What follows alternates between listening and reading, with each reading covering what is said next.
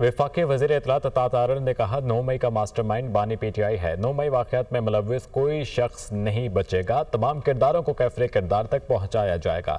जिन्होंने 9 मई के हमले किए उन्हें सजा सुनाई गई। कोर कमांडर हाउस पर हमला करके दुश्मन के हाथ मजबूत किए गए।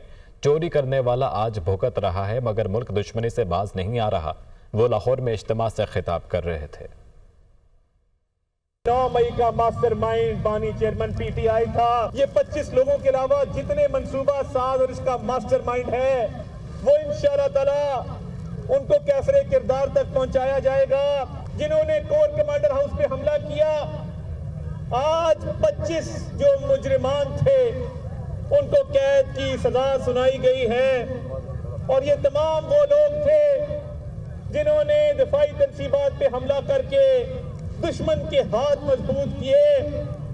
ये जो सियासी दहशतगर्दी इस मुल्क के अंदर हुई है कि फौजी तनसीबात को निशाना बनाया जाए, ये इससे पहले कभी नहीं हुआ था।